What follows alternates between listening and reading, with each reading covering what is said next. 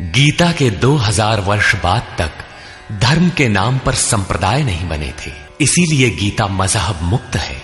उस समय विश्व मनीषा में एक ही शास्त्र गूंज रहा था, उपनिषद सार गीता, मोक्ष और समृद्धि का स्रोत गीता। शास्त्र पढ़ने की अपेक्षा उसका श्रवण अधिक लाभदायक है, क्योंकि उच्चारण की शुद्धता इत्यादि में एकाग्रता बंट जाती है। इसीलिए सरल भाषा में रूपांतरित यथार्थ गीता की ये कैसेट आपकी सेवा में प्रस्तुत है। इनके श्रवण से बच्चे बच्चे में, पास पड़ोस में परमात्मा के शुभ संस्कारों का संचार होगा। आपके घर आंगन का वायुमंडल भी तपोभूमि सा सुरभित हो उठेगा।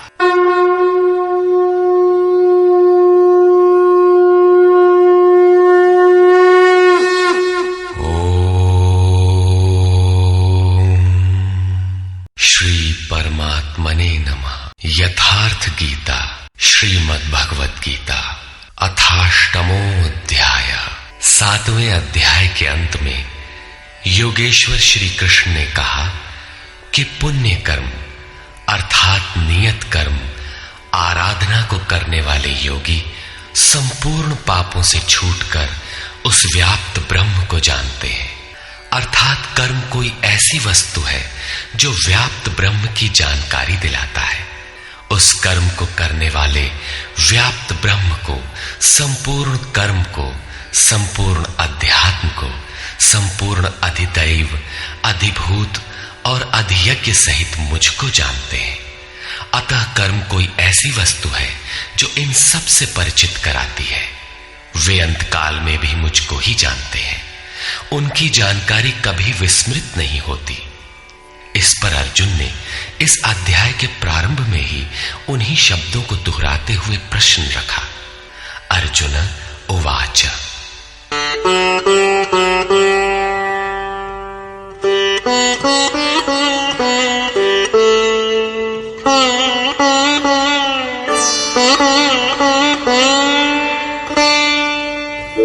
किम तद्ब्रह्म किमध्यात्मम् किम कर्म पुरुषोत्तम अधिभूतं च किम प्रोक्तम् अधिदैवं किमुच्यते। हे पुरुषोत्तम, वो ब्रह्म क्या है, अध्यात्म क्या है, कर्म क्या है, अधिभूत तथा अधिदैव किसे कहा जाता है? अधियज्ञः कथं कोत्र देहेऽस्मिन् मधुसूदन प्रयाणकाले च कथं ज्ञेयोऽसि नियतात्मभिः। हे मधुसूदन, यहां अधियज्ञ कौन है और वह इस शरीर में कैसे है? सिद्ध है कि अधियज्ञ अर्थात यज्ञ का अधिष्ठाता कोई ऐसा पुरुष है जो मनुष्य शरीर के आधार वाला है। समाहित चित्त वाले पुरुषों द्वारा अंत समय में आप किस प्रकार जानने में आते हैं? इन 7 प्रश्नों का क्रम से निर्णय देने के लिए योगेश्वर श्री कृष्ण बोले। श्री भगवान उवाच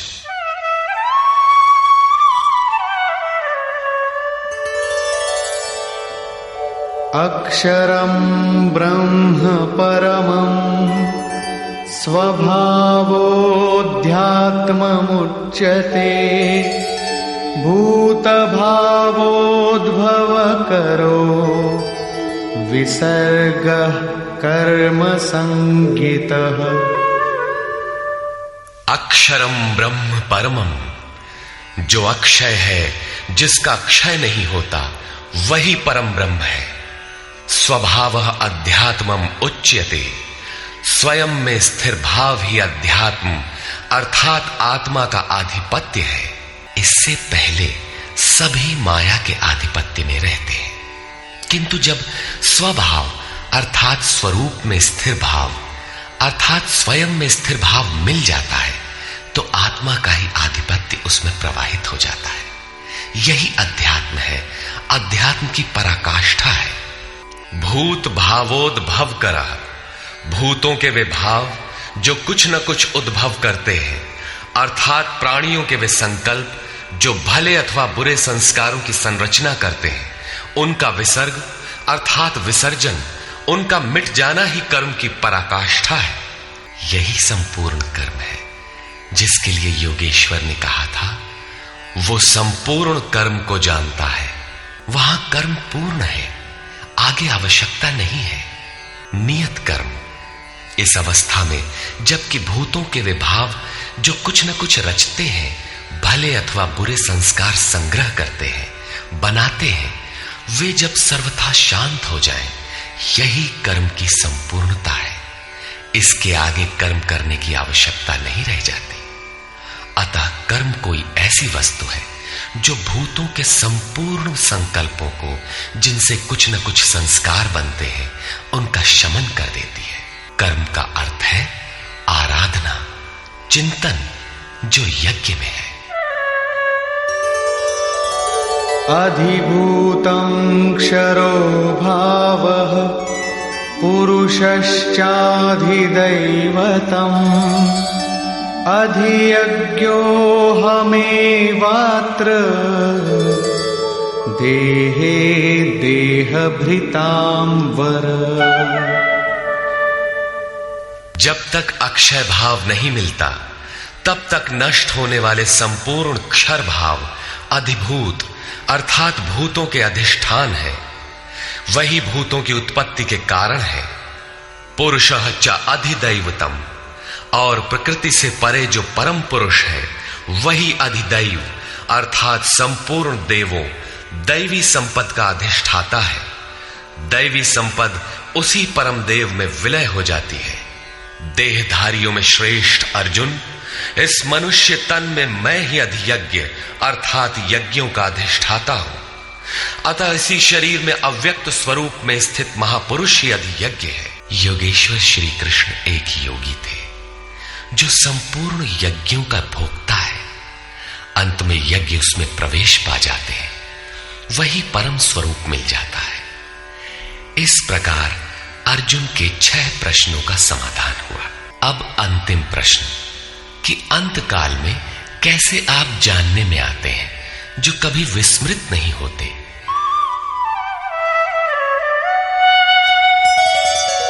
अंतकाले च मामेव स्मरन् मुक्त्वा कलेवरम् यः प्रयाति समद्भावम् याति नास्त्यत्र संशयः। योगेश्वर श्री कृष्ण कहते हैं, जो पुरुष अंतकाल में अर्थात मन के निरोध और विलय काल में मेरा ही स्मरण करते हुए शरीर के संबंध को छोड़ अलग हो जाता है, वो मद्भावम साक्षात मेरे स्वरूप को प्राप्त होता है।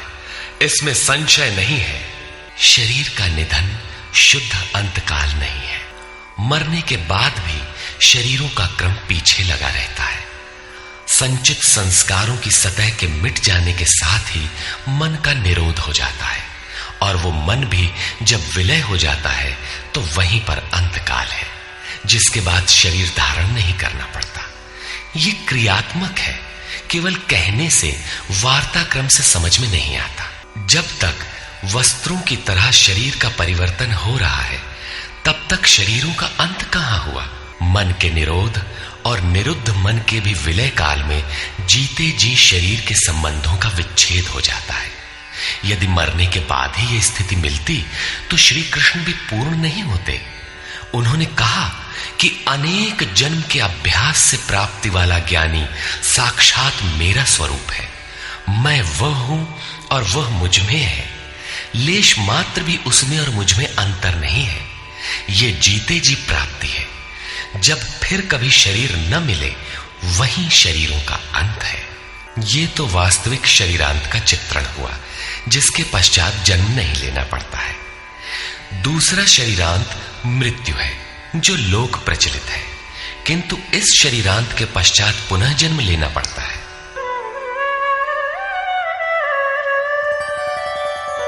यं यं वापि स्मरन् भावं त्यजत्यन्ते कलेवरम् तं तमेवैति कौन्तेय सदा तद्भावभावितः। कौन्तेय, मृत्यु के समय मनुष्य जिस भी भाव को स्मरण करता हुआ शरीर को त्यागता है उसको ही प्राप्त होता है। तब तो बड़ा सस्ता सौदा है। आजीवन मौज करें, मरने लगे तो भगवान का स्मरण कर लेंगे।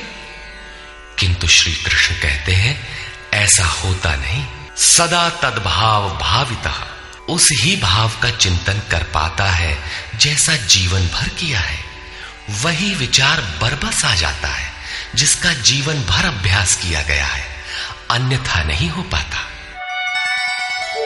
तस्मात् सर्वेषु कालेषु मामनुस्मर युध्य च मय्यर्पितमनो बुद्धिः मामे वैश्यस्य संशयम्। इसलिए अर्जुन, तू हर समय मेरा स्मरण कर और युद्ध कर। मुझ में अर्पित मन और बुद्धि से युक्त होकर तो निसंदेह मुझे ही प्राप्त होगा। निरंतर चिंतन और युद्ध एक साथ कैसे संभव है?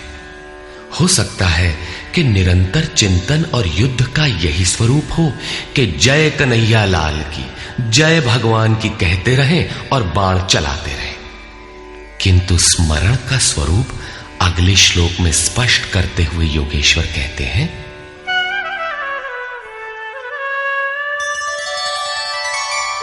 अभ्यासयोगयुक्तेन चेतसा नान्यगामिना परमं पुरुषं दिव्यं याति पार्थानुचिन्तयन्।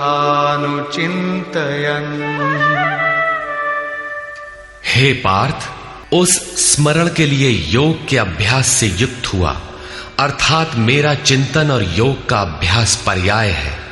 मेरे सिवाय दूसरी ओर न जाने वाले चित्त से निरंतर चिंतन करने वाला परम प्रकाश स्वरूप दिव्य पुरुष अर्थात परमात्मा को प्राप्त होता है। मान लीजिए कि ये पेंसिल भगवान है, तो इसके सिवाय अन्य किसी वस्तु का स्मरण नहीं आना चाहिए। इसके अगल बगल आपको पुस्तक दिखाई पड़ती है या अन्य कुछ भी, तो आपका स्मरण खंडित हो गया।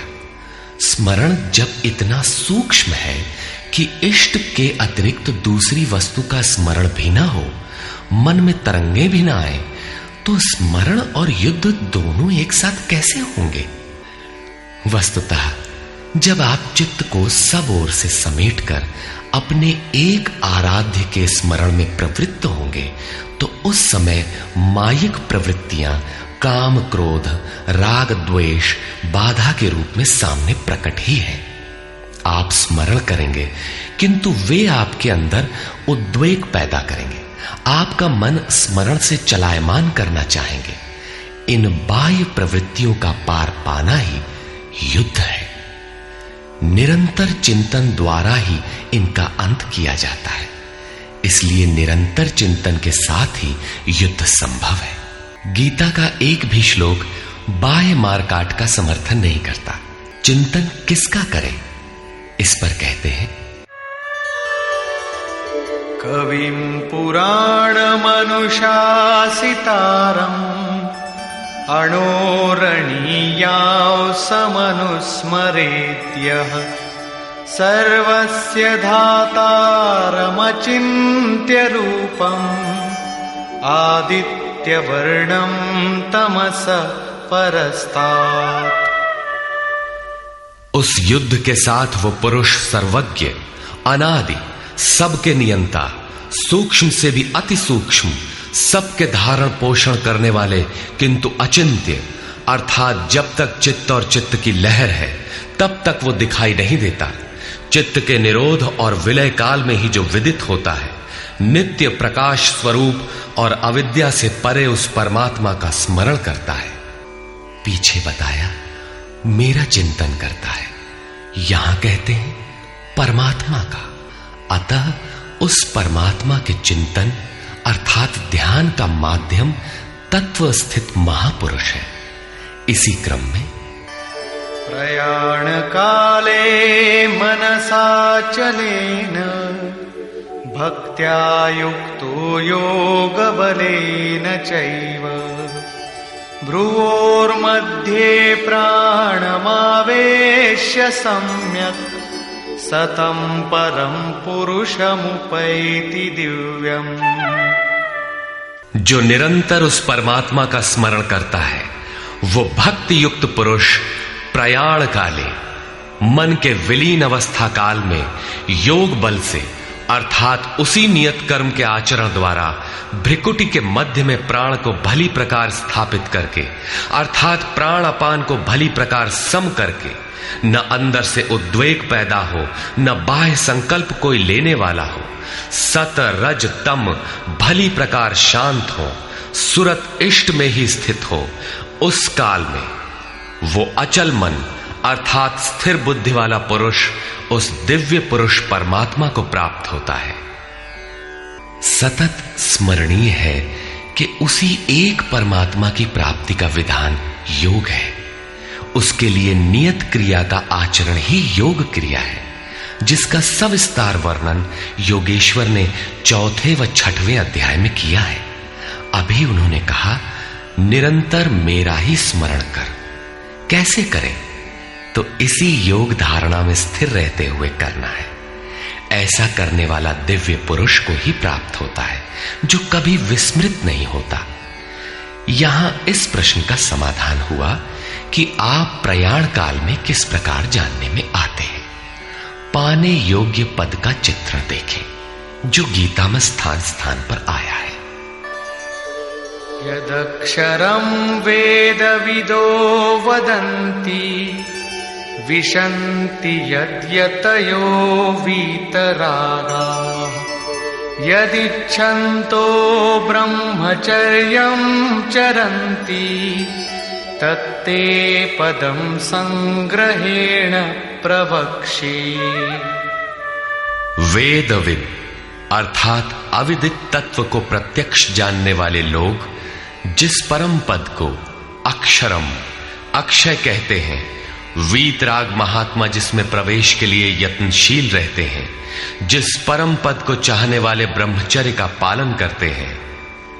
ब्रह्मचर्य का अर्थ जननेन्द्रिय मात्र का निरोध नहीं, बल्कि ब्रह्म आचरति सब ब्रह्मचारी, बाह्य स्पर्शों को मन से त्याग कर ब्रह्म का निरंतर चिंतन स्मरण ही ब्रह्मचर्य है।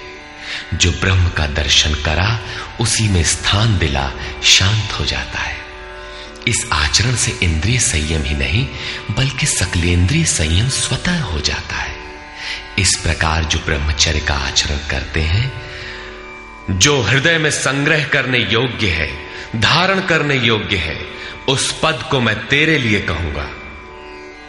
वो पद है क्या? कैसे पाया जाता है? इस पर योगेश्वर श्री कृष्ण कहते हैं सर्वद्वाराणि संयम्य मनोहृदि निरुध्य च मूर्ध्याधायात्मनः प्राणम् आस्थितो योगधारणा। सब इंद्रियों के दरवाजों को रोककर अर्थात वासनाओं से अलग रहकर मन को हृदय में स्थित करके ध्यान हृदय में ही धरा जाता है, बाहर नहीं। पूजा बाहर नहीं होती। और प्राण अर्थात अंतःकरण के व्यापार को मस्तिष्क में निरोध कर योग धारणा में स्थित होकर योग को धारण किए रहना है, दूसरा तरीका नहीं है। इस प्रकार स्थित होकर ओमित्येकाक्षरं ब्रह्म व्याहरन् मामनुस्मरन् यः प्रयाति त्यजन् देहं स याति परमां गतिम्। जो पुरुष ओम इति ओम। इतना ही जो अक्षय ब्रह्म का परिचायक है, उसका जाप तथा मेरा स्मरण करता हुआ शरीर का त्याग कर जाता है, वो पुरुष परम गति को प्राप्त होता है। श्री कृष्ण एक योगेश्वर परम तत्व में स्थित महापुरुष सद्गुरु थे। योगेश्वर श्री कृष्ण ने बताया कि ओम अक्षय ब्रह्म का परिचायक है, तू उसका जप कर और ध्यान मेरा कर। प्राप्ति के हर महापुरुष का नाम वही होता है जिसे वो प्राप्त है, इसलिए नाम ओम का बताया और रूप अपना। योगेश्वर ने कृष्ण कृष्ण जपने का निर्देश नहीं दिया। कालांतर में भावुकों ने उनका भी नाम जपना आरंभ कर दिया और अपनी श्रद्धा के अनुसार उसका फल भी पाते हैं। जैसा कि मनुष्य की श्रद्धा जहां टिक जाती है, वहां मैं ही उसकी श्रद्धा को पुष्ट करता तथा मैं ही फल का विधान भी करता हूं। श्री कृष्ण ओम पर बल देते हैं। ओहम स ओम, अर्थात वो सत्ता मेरे भीतर है। ये ओम भी उस परम सत्ता का परिचय देकर शांत हो जाता है। वास्तव में उस प्रभु के अनंत नाम है, किंतु जप के लिए वही नाम सार्थक है जो छोटा हो, श्वास में ढल जाए और एक परमात्मा का ही बोध कराता हो। उससे भिन्न अनेक देवी देवताओं की अविवेकपूर्ण कल्पना में उलझाकर लक्ष्य से दृष्टि न हटा दे। प्रारंभिक साधक नाम तो जपते हैं, किंतु महापुरुष के स्वरूप का ध्यान करने में हिचकते हैं। वे अपनी अर्जित मान्यताओं का पूर्वाग्रह छोड़ नहीं पाते। वे किसी अन्य देवता का ध्यान करते हैं जिसका योगेश्वर श्री कृष्ण ने निषेध किया है। अतः पूर्ण समर्पण के साथ किसी अनुभवी महापुरुष की शरण लें। पुण्य पुरुषार्थ सबल होते ही कुतर्कों का शमन और यथार्थ क्रिया में प्रवेश मिल जाएगा। योगेश्वर श्री कृष्ण के अनुसार इस प्रकार ओम के जप और परमात्म स्वरूप सद्गुरु के स्वरूप का निरंतर स्मरण करने से मन का निरोध और विलय हो जाता है और उसी क्षण शरीर के संबंध का त्याग हो जाता है। केवल मरने से शरीर पीछा नहीं छोड़ता। अनन्य चेता सततम यो मां स्मरति नित्यशः तस्याहं सुलभः पार्थ नित्ययुक्तस्य योगिनः। मेरे अतिरिक्त और कोई चित्त में है ही नहीं।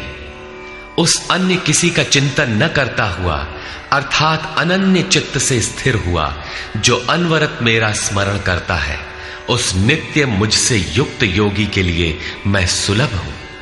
आपके सुलभ होने से क्या मिलेगा? मामुपेत्य पुनर्जन्म दुःखालयम् शाश्वतम् नाप्नुवन्ति महात्मानः संसिद्धिं परमां गताः। मुझे प्राप्त कर वे दुखों के स्थान स्वरूप क्षण भंगुर पुनर्जन्म को प्राप्त नहीं होते, बल्कि परम सिद्धि को प्राप्त होते हैं। अर्थात मुझे प्राप्त होना अथवा परम सिद्धि को प्राप्त होना एक ही बात है। केवल भगवान ही ऐसे हैं जिन्हें पाकर उस पुरुष का पुनर्जन्म नहीं होता। फिर पुनर्जन्म की सीमा कहां तक है? आब्रह्म भुवना लोकाः पुनरावर्तिनोऽर्जुन मामुपेत्य तु कौन्तेय पुनर्जन्म न विद्यते। अर्जुन, ब्रह्मा से लेकर कीट पतंगादि सभी लोग पुनरावर्ती हैं, जन्म लेने और मरने तथा पुनः पुनः इसी क्रम में चलने वाले हैं। किंतु कौन्तेय, मुझे प्राप्त होकर उस पुरुष का पुनर्जन्म नहीं होता। धर्म ग्रंथों में लोक लोकांतरों की परिकल्पना ईश्वर पद की विभूतियों को बोध कराने के आंतरिक अनुभव या रूपक मात्र है। अंतरिक्ष में न तो कोई ऐसा गड्ढा है जहां कीड़े काटते हों और न ऐसे महल जिसे स्वर्ग कहा जाता हो। दैवी संपत्ति से युक्त पुरुष देवता और आसुरी संपत्ति से युक्त मनुष्य ही असुर है। श्री कृष्ण के ही सगे संबंधी कंस राक्षस और बाणासुर दैत्य थे। देव मानव तिर्यक योनियां ही विभिन्न लोक हैं।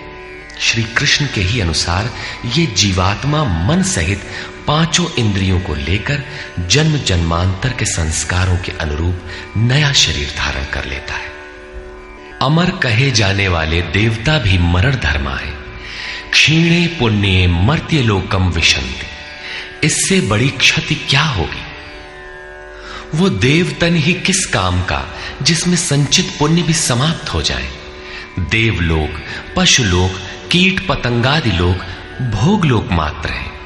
केवल मनुष्य ही कर्मों का रचयिता है, जिसके द्वारा वो उस परम धाम तक को प्राप्त कर सकता है जहां से पुनरावर्तन नहीं होता। यथार्थ कर्म का आचरण करके मनुष्य देवता बन जाए, ब्रह्मा की स्थिति प्राप्त कर ले, किंतु वो पुनर्जन्म से तब तक नहीं बच सकता जब तक कि मन के निरोध और विलय के साथ परमात्मा का साक्षात्कार करके उसी परम भाव में स्थित न हो जाए।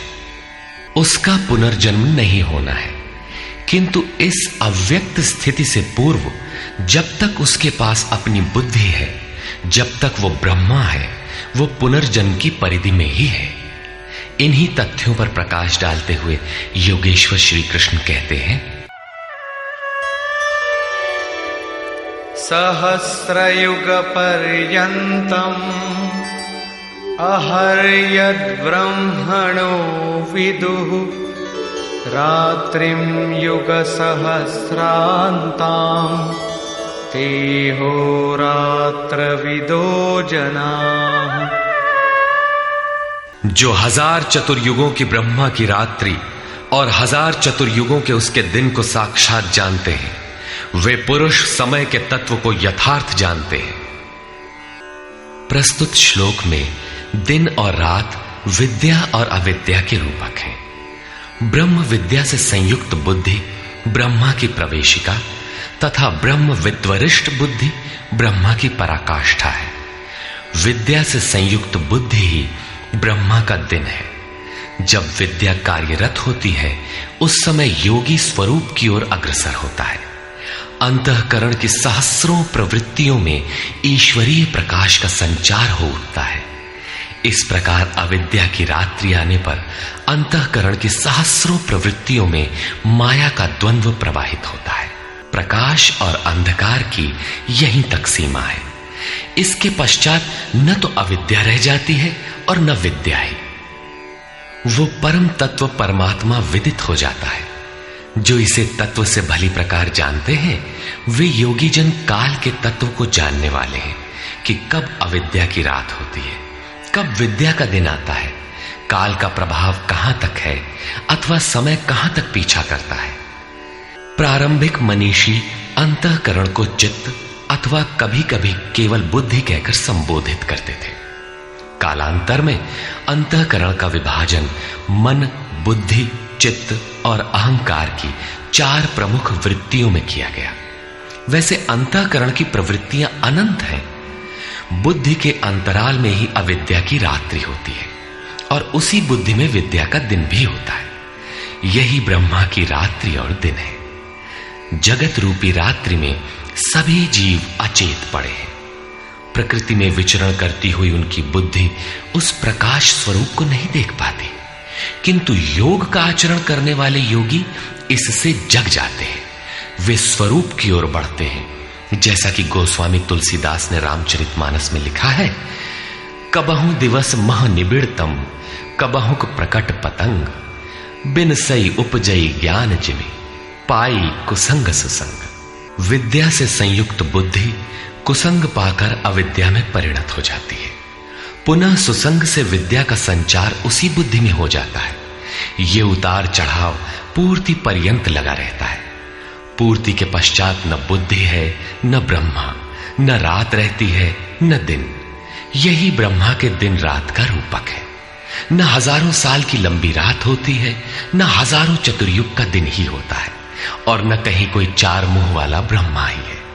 बुद्धि की उपर्युक्त 4 क्रमिक अवस्थाएं ही ब्रह्मा के 4 मुख और अंतःकरण की 4 प्रमुख प्रवृत्तियां ही उनके चतुर्युग हैं। रात और दिन इन्हीं प्रवृत्तियों में होते हैं। जो पुरुष इसके भेद को तत्व से जानते हैं वे योगी जन काल के भेद को जानते हैं कि काल कहां तक पीछा करता है और कौन पुरुष काल से भी अतीत हो जाता है। रात्रि और दिन, अविद्या और विद्या में होने वाले कार्य को योगेश्वर श्री कृष्ण स्पष्ट करते हैं।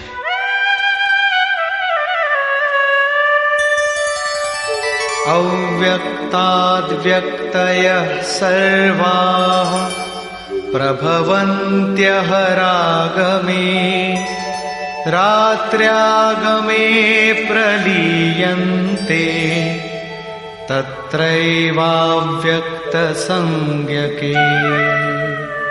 ब्रह्मा के दिन के प्रवेश काल में अर्थात विद्या, दैवी संपत्ति के प्रवेश काल में संपूर्ण प्राणी अव्यक्त बुद्धि में जागृत हो जाते हैं और रात्रि के प्रवेश काल में उसी अव्यक्त अदृश्य बुद्धि में जागृति के सूक्ष्म तत्व अचेत हो जाते हैं।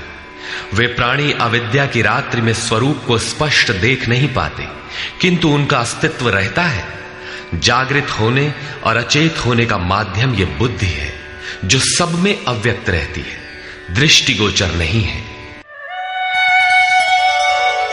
भूतग्रामः स एवायम् भूत्वा भूत्वा प्रलीयते रात्र्यागमे वश पार्थ प्रभवत्यः रागमे। हे पार्थ, सब प्राणी इस प्रकार जागृत होकर प्रकृति से विवश होकर अविद्या रूपी रात्रि के आने पर अचेत हो जाते हैं। वे नहीं देख पाते कि हमारा लक्ष्य क्या है। दिन के प्रवेश काल में वे पुनः जागृत हो जाते हैं। जब तक बुद्धि है तब तक इसके अंतराल में विद्या और अविद्या का क्रम चलता रहता है, तब तक वो साधक ही है। परस्तस्मात्तु भावोऽन्यो व्यक्तो व्यक्तात् सनातनः यः सः सर्वेषु भूतेषु नश्यत्सु न विनश्यति। एक तो ब्रह्मा अर्थात बुद्धि अव्यक्त है, इंद्रियों से दिखाई नहीं पड़ती, और इससे भी परे सनातन अव्यक्त भाव है जो भूतों के नष्ट होने पर भी नष्ट नहीं होता। अर्थात विद्या में सचेत और अविद्या में अचेत, दिन में उत्पन्न और रात्रि में विलीन भावों वाले अव्यक्त ब्रह्मा के भी मिट जाने पर वो सनातन अव्यक्त भाव मिलता है जो नष्ट नहीं होता। बुद्धि में होने वाले उक्त दोनों उतार चढ़ाव जब मिट जाते हैं तब सनातन अव्यक्त भाव मिलता है जो मेरा परम धाम है। जब सनातन अव्यक्त भाव प्राप्त हो गया तो बुद्धि भी उसी भाव में रंग जाती है, उसी भाव को धारण कर लेती है। इसलिए वो बुद्धि स्वयं तो मिट जाती है और उसके स्थान पर सनातन अव्यक्त भाव ही शेष बचता है।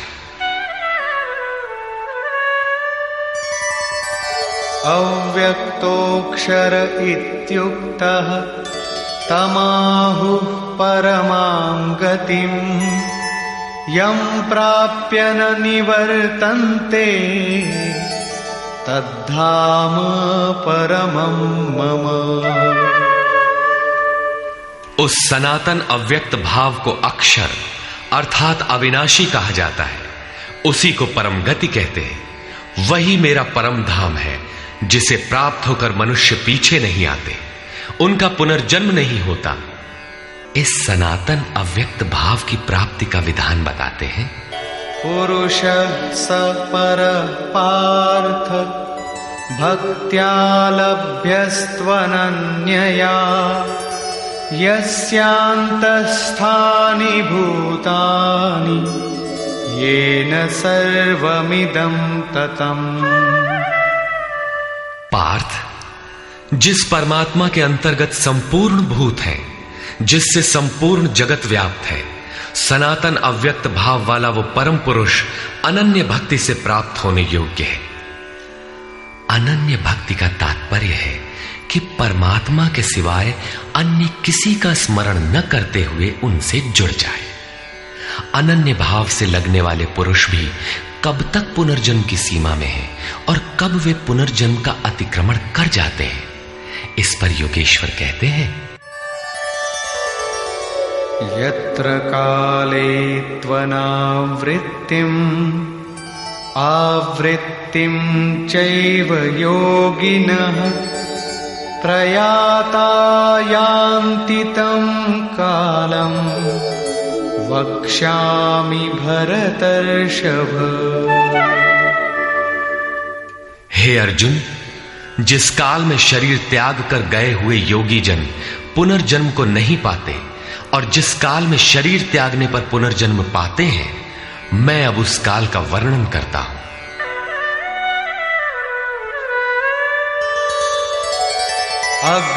अग्निर्ज्योतिरः शुक्लः षण्मासा उत्तरायणम् तत्र प्रयाता गच्छन्ति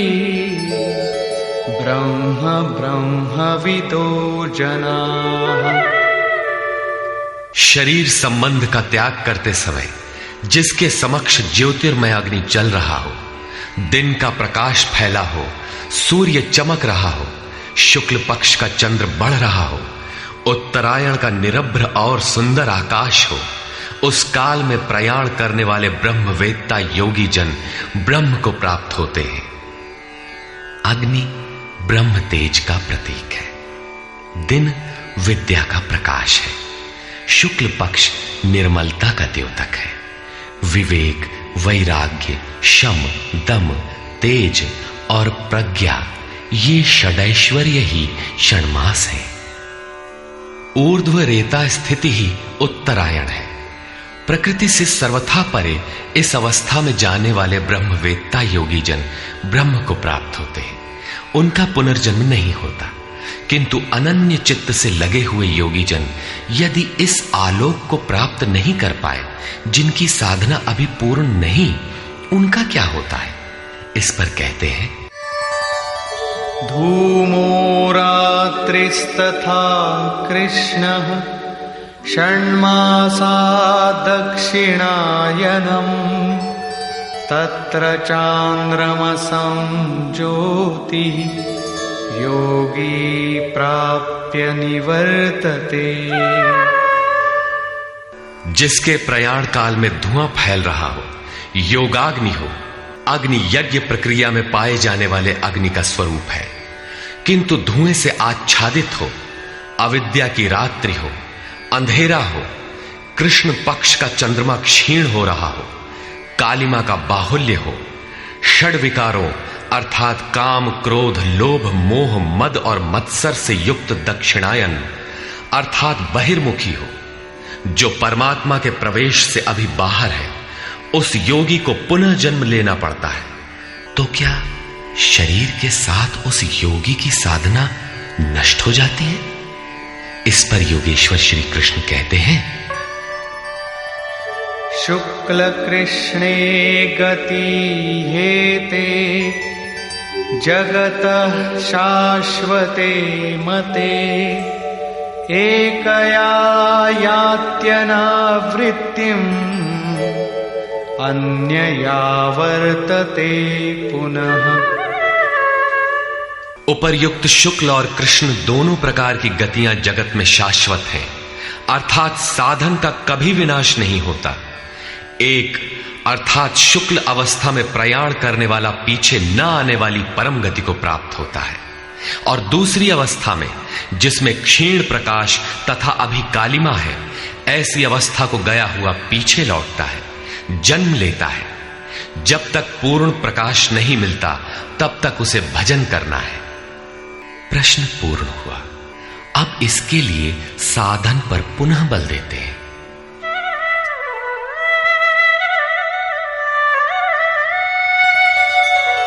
नैते श्रुति पार्थ जानन् योगी मुह्यति कश्चन तस्मात् सर्वेषु कालेषु योगयुक्तो भवार्जुन।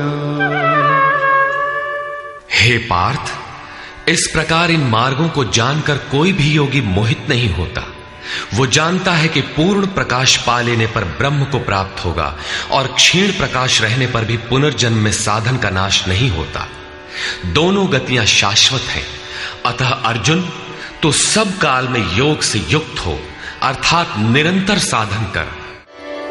वेदेषु यज्ञेषु तपस्सु चैव दानेषु यत् पुण्यफलं प्रदिष्टम् अत्येति तत्सर्वमिदं विदित्वा योगी परं स्थानमुपैति चाद्यम्।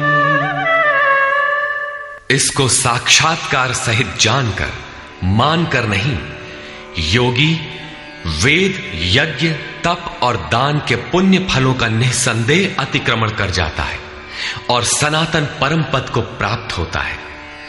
अविदित परमात्मा की साक्षात जानकारी का नाम वेद है। वो अविदित तत्व जब विदित हो ही गया तो अब कौन किसे जाने। अतः विदित होने के पश्चात वेदों से भी प्रयोजन समाप्त हो जाता है, क्योंकि जानने वाला भिन्न नहीं है। यज्ञ अर्थात आराधना की नियत क्रिया आवश्यक थी, किंतु जब वो तत्व विदित हो गया तो किसके लिए भजन करें। मन सहित इंद्रियों को लक्ष्य के अनुरूप तपाना तप है। लक्ष्य प्राप्त होने पर किसके लिए तप करें। मन, वचन और कर्म से सर्वतोभावेन समर्पण का नाम दान है। इन सब का पुण्य फल है परमात्मा की प्राप्ति। फल भी अब विलग नहीं है, अतः इन सब की अब आवश्यकता न रही। वो योगी यज्ञ, तप, दान इत्यादि के फल को भी पार कर जाता है। वो परम पद को प्राप्त होता है। निष्कर्ष, इस अध्याय में 5 प्रमुख बिंदुओं पर विचार किया गया, जिनमें सर्वप्रथम अध्याय 7 के अंत में योगेश्वर श्री कृष्ण द्वारा बीजारोपित प्रश्नों को स्पष्ट समझाने की जिज्ञासा से इस अध्याय के आरंभ में अर्जुन ने 7 प्रश्न किए कि भगवान, जिसे आपने कहा वह ब्रह्म क्या है, वह अध्यात्म क्या है, वह संपूर्ण कर्म क्या है, अधिदैव, अधिभूत और अधियज्ञ क्या है, और अंतकाल में आप किस प्रकार जानने में आते हैं कि कभी विस्मृत नहीं होते। योगेश्वर श्री कृष्ण ने बताया कि जिसका विनाश नहीं होता वही पर ब्रह्म है। स्वयं की उपलब्धि वाला परम भाव ही अध्यात्म है, जिससे जीव माया के आधिपत्य से निकलकर आत्मा के आधिपत्य में हो जाता है, वही अध्यात्म है। और भूतों के वे भाव जो शुभ अथवा अशुभ संस्कारों को उत्पन्न करते हैं, उन भावों का रुक जाना, विसर्ग, मिट जाना ही कर्म की संपूर्णता है। इसके आगे कर्म करने की आवश्यकता नहीं रह जाती। अतः कर्म कोई ऐसी वस्तु है जो संस्कारों के उद्गम को ही मिटा देता है।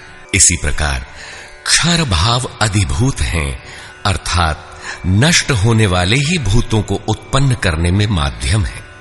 वे ही भूतों के अधिष्ठाता हैं। परम पुरुष ही अधिदैव है, उसमें दैवी संपद विलीन होती है। इस शरीर में अधियज्ञ मैं ही हूं, अर्थात जिसमें यज्ञ विलय होते हैं वह मैं हूं। यज्ञ का अधिष्ठाता हूं, वह मेरे स्वरूप को ही प्राप्त होता है, अर्थात श्री कृष्ण एक योगी थे। अधियज्ञ कोई ऐसा पुरुष है जो इस शरीर में रहता है, बाहर नहीं। अंतिम प्रश्न के अंत समय में आप किस प्रकार जानने में आते हैं। उन्होंने बताया कि जो मेरा निरंतर स्मरण करते हैं, मेरे सिवाय किसी दूसरे विषय वस्तु का चिंतन नहीं आने देते और ऐसा करते हुए शरीर का संबंध त्याग देते हैं, वे मेरे साक्षात स्वरूप को प्राप्त होते हैं, जिसे अंत में ही वही प्राप्त रहता है।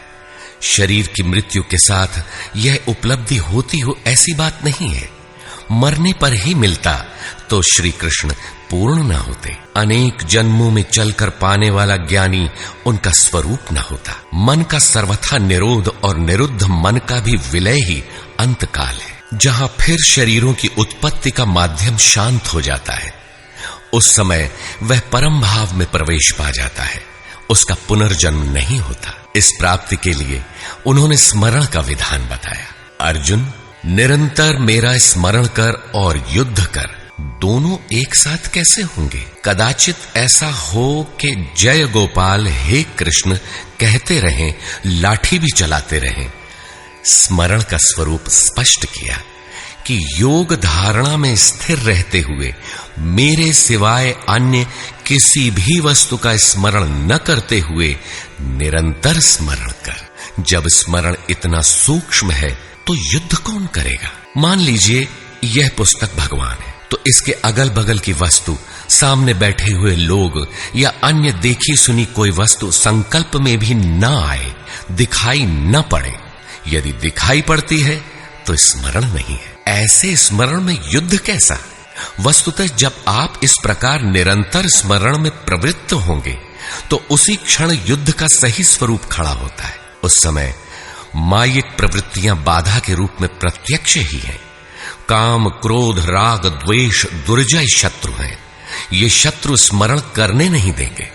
इनसे पार पाना ही युद्ध है। इन शत्रुओं के मिट जाने पर ही व्यक्ति परम गति को प्राप्त होता है। इस परम गति को पाने के लिए अर्जुन, तू जप तो ओम का और ध्यान मेरा कर।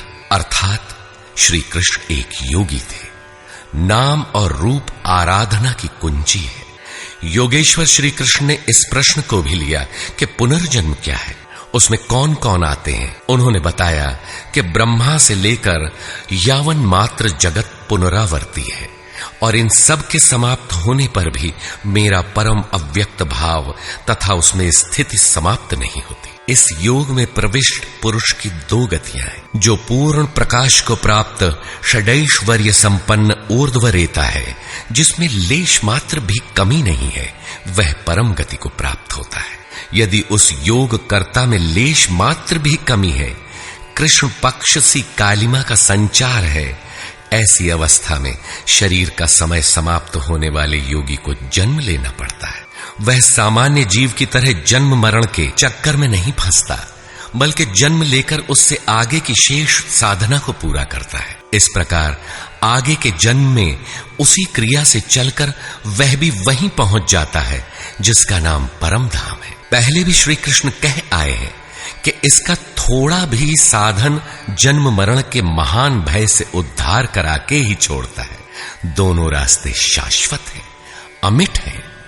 इस बात को समझकर कोई भी पुरुष योग से चलायमान नहीं होता। अर्जुन, तू योगी बन। योगी वेद, तप, यज्ञ और दान के भी पुण्य फलों का उल्लंघन कर जाता है, परम गति को प्राप्त होता है। इस अध्याय में स्थान स्थान पर परम गति का चित्रण किया गया है, जिसे अव्यक्त, अक्षय और अक्षर कहकर संबोधित किया गया है, जिसका कभी क्षय अथवा विनाश नहीं होता। अतः ओम तत्सदिति श्रीमद् भगवद गीता सूपनिषत्सु ब्रह्म विद्यायाम योग शास्त्रे श्री कृष्णार्जुन संवादे अक्षर ब्रह्म योगो नाम अष्टमोऽध्यायः। इस प्रकार स्वामी अड़गड़ानंद कृत श्रीमद् भगवद गीता के भाष्य यथार्थ गीता का 8वां अध्याय पूर्ण होता है। हरि ओम तत्सत।